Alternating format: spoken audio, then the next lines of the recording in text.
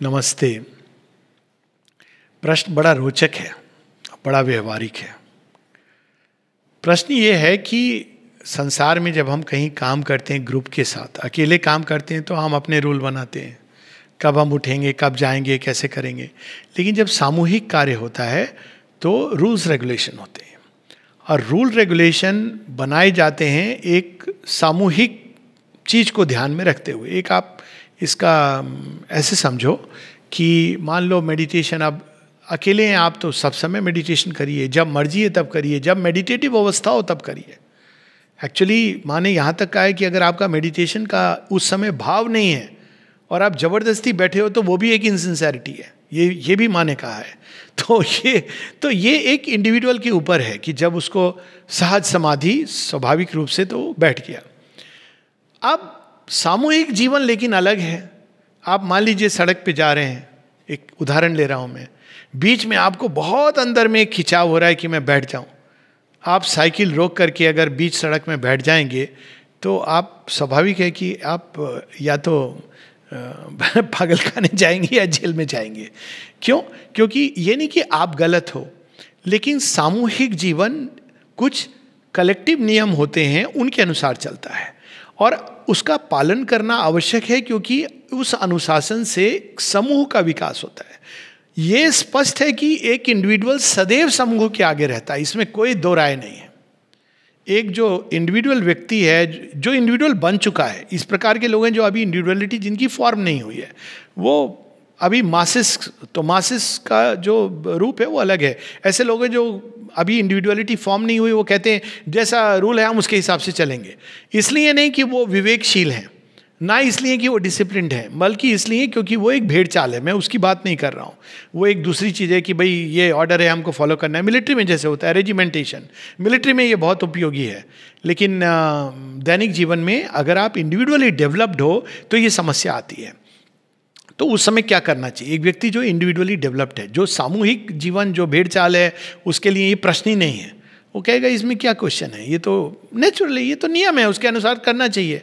उसको तो अभी एक पूरी यात्रा तय करनी है इंडिविजुअलिटी डेवलप करने के लिए, तो उसकी मैं बात नहीं कर रहा हूँ। जो प्रश्न है वो उस अवस्था में है जहाँ हमारी इंडिविजुअलिटी डेवलप हो गई है और हमको ये लगता है कि ये नियम जो है वो वास्तव में, इसका जो लॉजिक है, इसका जो सिद्धांत है, या तो वो आउटडेटेड हो गया है, आज के कंटेक्स्ट में इसका कोई उपयोगिता नहीं है। हो सकता है हार्मफुल भी हो, ये भी आपको, माने उपयोगिता नहीं है वहाँ तक ठीक है, हार्मफुल भी हो सकती है। तो आपको क्या करना चाहिए?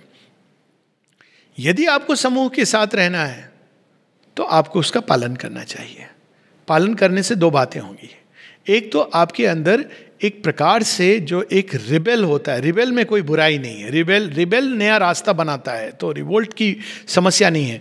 लेकिन जब हम सरेंडर करना सीखते हैं तो सरेंडर का एक पार्ट होता है जहाँ एक्सेप्टेंस। अब आज एक ग्रुप में तो आप रिबेल कर सकते हो कि नहीं हम नहीं करेंगे, ऐसे होना चाहिए, वैसे होना चाहिए, लेकिन रियल लाइफ में आप कैसे करोगे?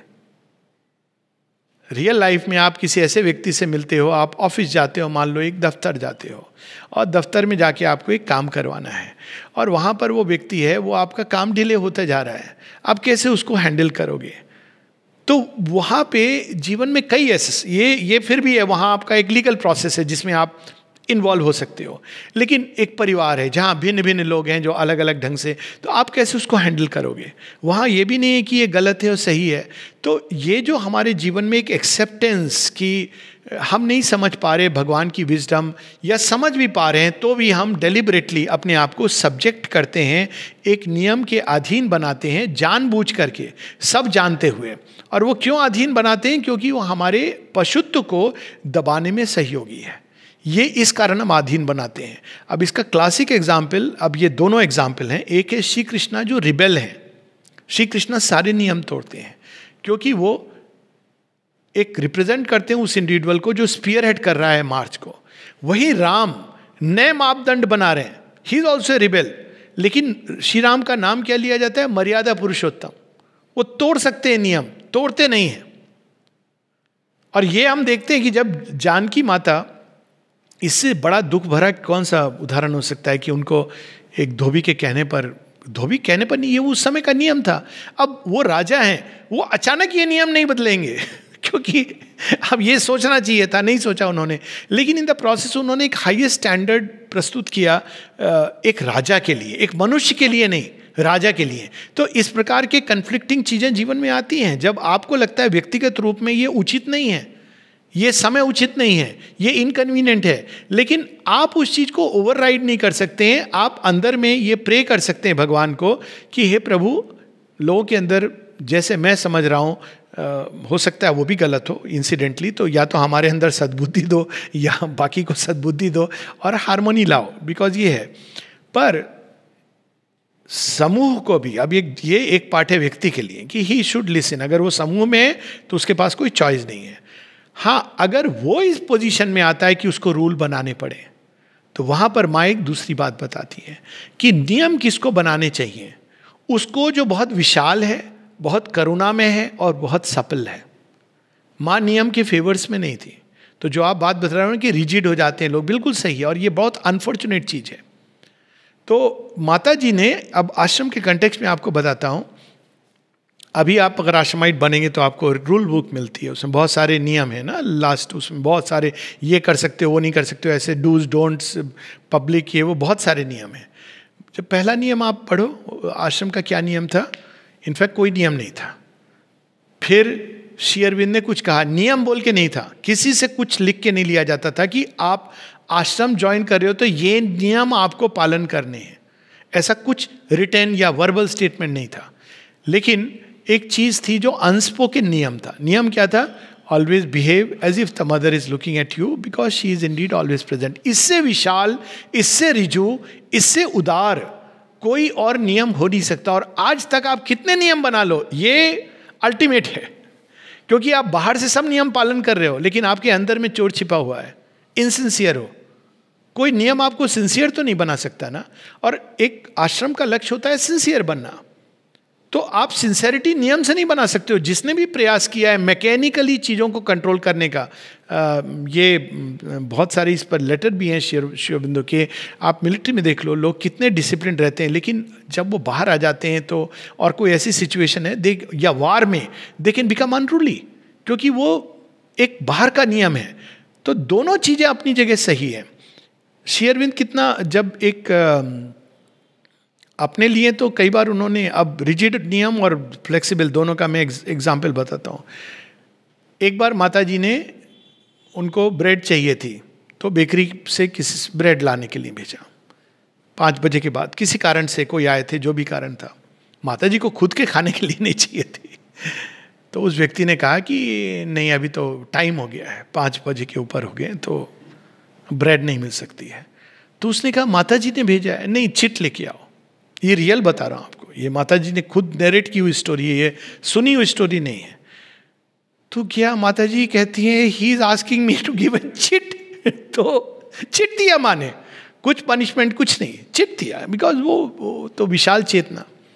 अब दूसरा देखिए श्री अरबिंदो का, यानी ये एक, जो जितना आदमी सीमित होता है उतना रिजिड होता है। रिजिड व्यक्ति बहुत सीमित होता है, वो अपने, कहते हैं लकीर से फकीर, वो उससे हटता है तो उसको अनकंफर्टेबल होता है, बिकॉज उसका कंफर्ट जोन इसी में है कि चीज़ें फिक्स्ड रहें।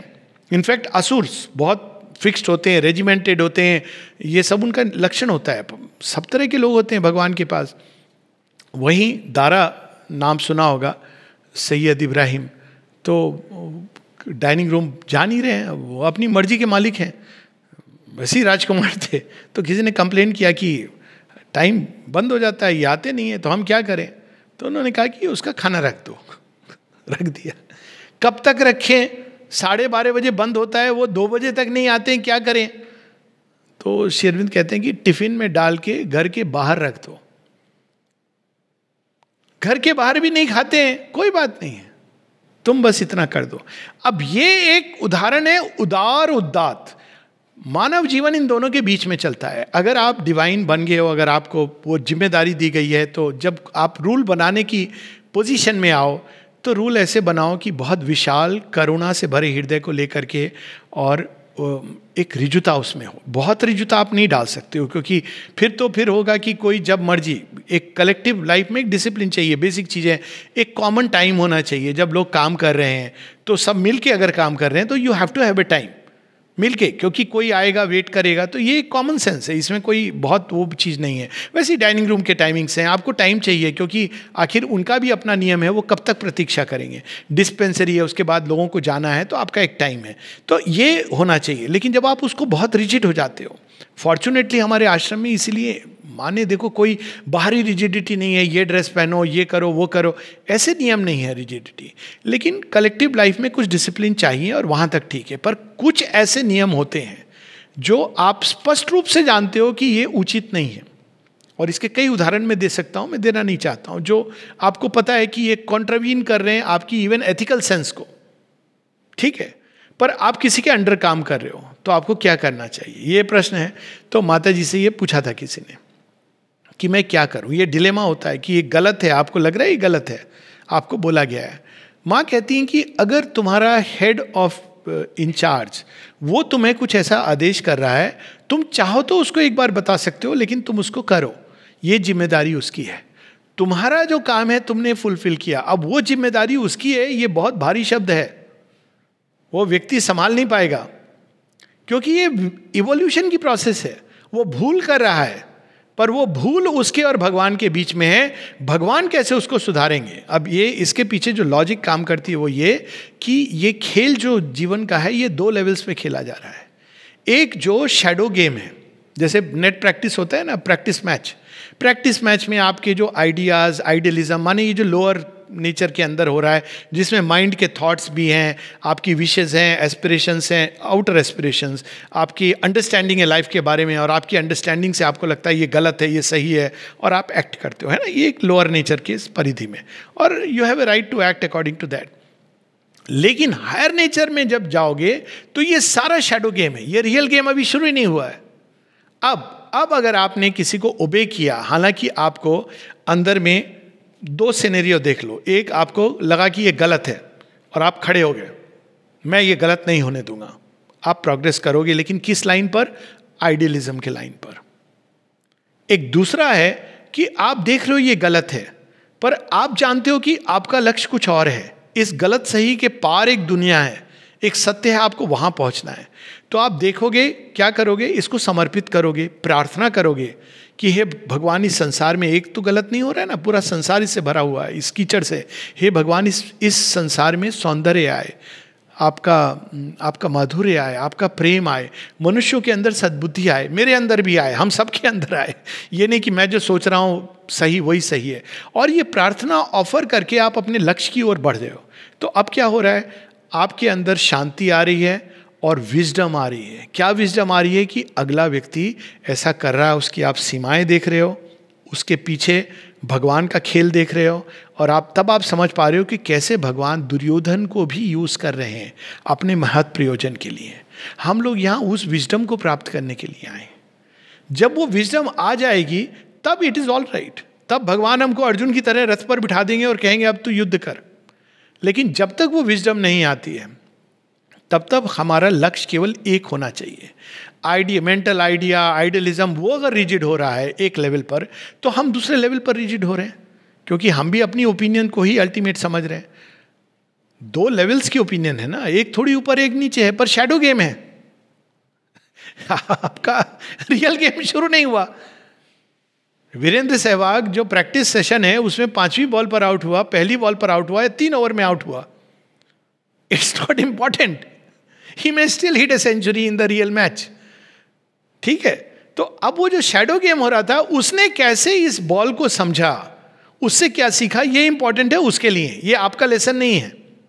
तो हर किसी को इस शैडो गेम में प्रगति का अवसर दिया जा रहा है। उसके एटीट्यूड के ऊपर भगवान का दबाव पड़ रहा है जो हम नहीं जानते हैं, और हम उस खेल को प्रीमेच्योरली भंडूस बिगाड़ नहीं सकते हैं। ये खेल है, भगवान उसको भी अवसर दे रहे हैं, और अगर हम इसको बिगाड़ देंगे प्रीमेच्योरली, बता के नहीं ऐसे नहीं करोगे, तुम वैसे करोगे जैसे हम कह रहे हैं, तो हो सकता है कि हम बेटर हों, ये भी हो सकता है कि हम जो कह रहे हैं वो डिवाइन भी चाहते हो ऐसा, लेकिन हमने उस व्यक्ति के इवोल्यूशन का अवसर छीन लिया। कोई बहुत एम्बिशियस है और एम्बिशन में अंधा हो जाता है आदमी, उसमें ऐसी चीजें करता है जो बहुत ही अनस्पिरिचुअल चीजें हैं, लेकिन कर रहा है। तो आप ये समझो कि भगवान जानते हैं, उनसे कुछ छिपा नहीं है। अगर आप ये सोच रहे हो कि भगवान बेचारे नहीं जानते हैं, मैं कुछ करूं लाठी उठा के, तो ये भी एक प्रकार का अहंकार है। भगवान जानते हैं, और वो अगर उसको पूरा टाइम दे रहे हैं चेंज होने का, तो उनको भली भांति पता है कि वो क्या कर रहे हैं, क्योंकि ये भगवान का खेल है। आप देखो ऐसे एग्जाम्पल, जब भस्मासुर को शिव जी ने क्यों ऐसी बूंद दे दी, वो क्या जानते नहीं थे कि माता पार्वती के ऊपर ही वो ट्राई करेगा? फिर भी करुणा में है, आशुतोष हैं, उन्होंने कहा एक चांस दे देता हूं तुझे, हो सकता है इसके बाद तो बदल जाए। तो ये जो खेल होता है, खासकर ऐसे कंटेक्स्ट में जहाँ पे भगवान का काम हो रहा है, तो भगवान बहुत लंबी रोप देते हैं। श्री अरविंद ने कहा ये जरूरी है, क्योंकि वो अंदर में प्रेशर डाल रहे हैं। अंदर का हमको पता नहीं चलेगा, कोई बड़ा रिजिड आदमी है और बाहर वो चेंज नहीं आ रहा है, अंदर में उसके क्या चल रहा है हम नहीं जानते हैं, लेकिन वो विजडम काम कर रही है। तो give him time and chance, and who are we to give him time and chance when divine himself is giving him time and chance. तो हमको ये, खासकर ये जो नगरी है महामाया की नगरी, आश्रमाई से, ये भगवान की नगरी है, इसको हम मेंटली नहीं अंडरस्टैंड कर सकते। और इसमें कभी शैडो गेम में मत उलझ जाना। शैडो गेम क्या है? Idea, idealisms, opinion. हम यहाँ इसके लिए नहीं है, पूरा संसार है उसमें डिबेट करने के लिए। हम यहाँ किस लिए हैं? एक दूसरे प्रयोजन से, और हमारा लक्ष्य उस पर होना चाहिए। दूसरे के अंदर क्या हो रहा है, ये भगवान और उसके बीच में है। और एक लास्ट एग्जाम्पल देता हूँ, जिसके साथ पहले भी ये एग्जाम्पल दे चुका हूँ, कई सारे ऐसे एग्जाम्पल हैं जो मैं दे चुका हूँ। एक एग्जाम्पल जो फेमस है, आश्रम के अंडों के ऊपर स्टैंप लगा हुआ है, बाहर बिक्री हो रहा था, कोई बेच रहा था, गलत है ना। माता जी से किसी ने बताया, मदर आपको पता है आश्रम का अंडा बाहर बेचा जा रहा है? माँ कहती है हाँ मुझे पता है। हाँ माँ, हाँ मुझे पता है, अब तुमको उधर नहीं देखना है, ये तुम्हारे लिए लेसन है। अब देखिए, अब तुमको उधर नहीं देखना है, इसका क्या अर्थ हुआ? इसका अर्थ हुआ तुम्हारा काम है मेरे से एक होना, फोकस्ड रहो उस पर, ये डिस्ट्रैक्ट कर लेगा हमको। ये तो हम बाहर जीवन जीते हैं कि हम झंडा लेके खड़े हो जाते हैं, ये सही है, लेकिन ये जीवन में हमको सही गलत की परिभाषा के परे जाना है। और एक अलग सत्य, एक विजडम है जो काम करती है। शकुनी को क्यों जिता दिया भगवान ने, है ना? गलत है, भगवान श्री कृष्ण पृथ्वी पर हैं, पांडव उनके प्रिय हैं, क्यों जिताया? अब विजडम को देखो कैसे काम कर रही है। क्यों? क्योंकि शकुनी को तो उनको पता था इसको तो मैं कभी भी पटक के मार दूंगा। कौन है Shakuni? Nothing. He died a very ignoble death. Nobody knows when he died, who killed him. Of course, Mahabharata mentions that. But Shakuni was not the important one. Important was Yudhishthir. He has to manifest powers of dharma. How can he make the mistake of believing कि ये राज्य और पत्नी मेरी हैं?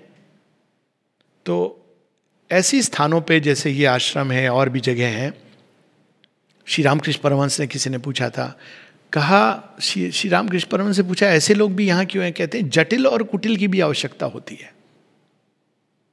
क्यों आवश्यकता होती है? माता जी कहती हैं कि योग करने केवल 100 में 5 लोग आते हैं, 95 लोग क्यों आते हैं? योग कराने के लिए।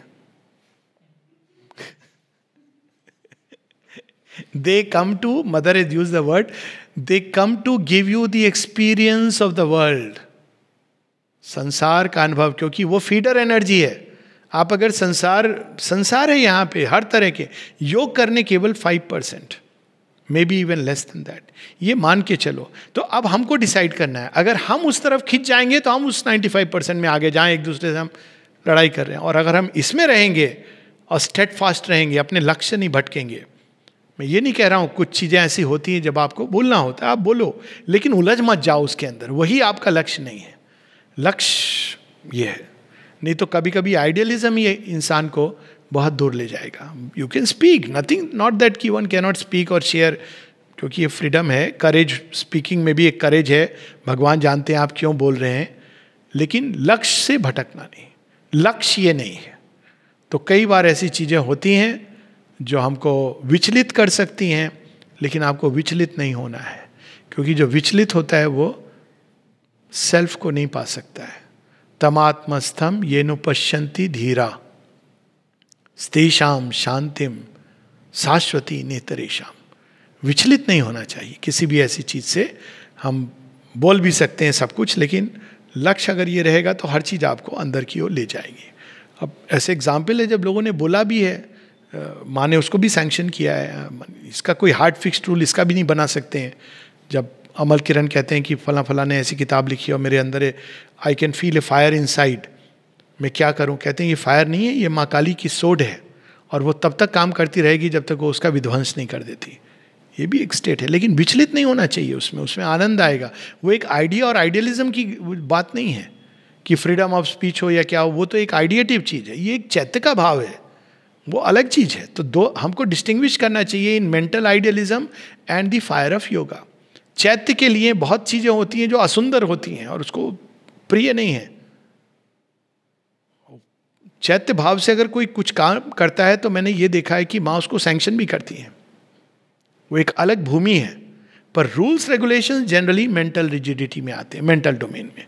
पर चैत्य के भाव में बहुत अलग चीज़ें हैं। इस अंडरस्टूड कि आपके सामने कोई, मान लो किसी नारी का अपमान हो रहा है, तो आप क्या ये बोलोगे कि आश्रम का रूल है या कहीं और जगह का रूल है कि भाई अकॉर्डिंग टू रूल मैं इंटरवीन नहीं करूं? बिल्कुल इंटरवीन करो, उसके जो भी कॉन्सिक्वेंसेज हो।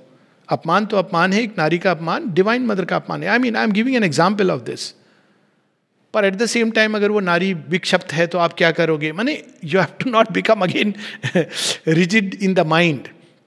लेकिन चैत्य भाव से कोई चीज होती है, मैंने देखा है कि उसको सैंक्शन मिलता है भगवान का। लेकिन अगर मेंटल ओपिनियन और रिजिडिटी में है, कुछ बेटर है कुछ वर्स है, उसमें इन्वॉल्व ना ही हो तो अच्छा है, so that we can discover the true self within, जो हमारा असली प्रयोजन ये है। नमस्ते।